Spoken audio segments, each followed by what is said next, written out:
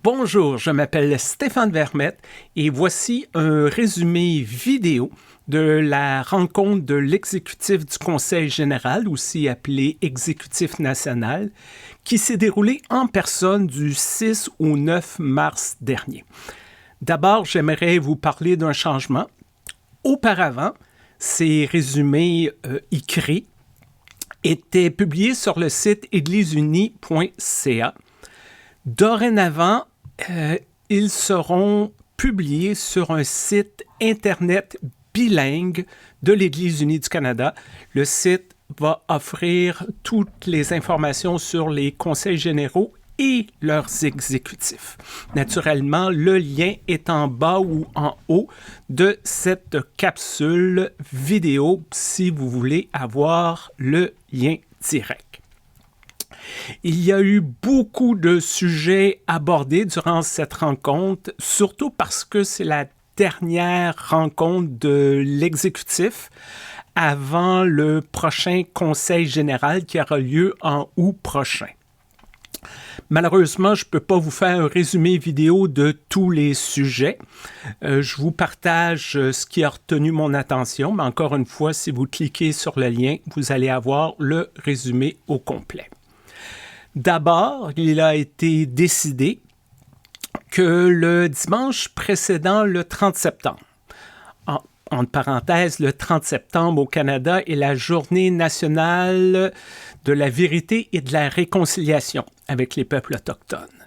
Donc, le dimanche avant le 30 septembre sera dorénavant le dimanche du chandail orange ou le dimanche de la vérité et de la réconciliation dans le calendrier liturgique de l'Église unie du Canada. Dans la même veine, il y aura un groupe de travail qui sera mis sur pied pour examiner les engagements permanents et les suivis après les excuses présentées en 1986 et en 1998 au peuple autochtone. S'excuser, c'est bien, mais ça doit se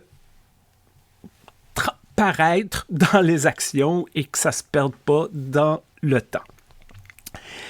Il y a eu aussi approbation de certains changements dans le manuel de l'Église unie du Canada, surtout sur les questions de conflits d'intérêts et le recours à des séances de huis clos par l'exécutif.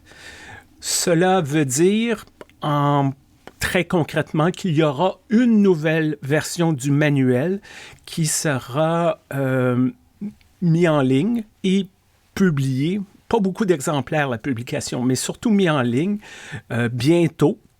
Alors, naturellement, vous allez recevoir l'annonce de ça à travers l'infolette des ministères en français quand cette nouvelle version sera prête. Peut-être vous avez entendu parler de l'expression Church House ou le Bureau national de l'Église unie du Canada. Mais le bail actuel, qui est au 3250 Bloor West à Toronto, arrive à échéance très bientôt.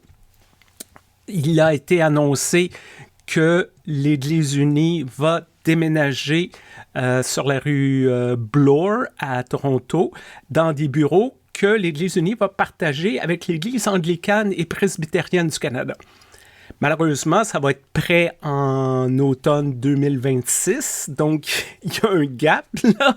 Donc, il y a eu une entente que l'Église unie va partager des locaux avec l'Église presbytérienne du Canada sur la rue Winford Drive, 50 Winford Drive, toujours à Toronto. Donc, c'était la dernière rencontre de l'exécutif national, comme je l'ai mentionné. Donc, ça veut dire que c'est la fin des mandats de plusieurs personnes.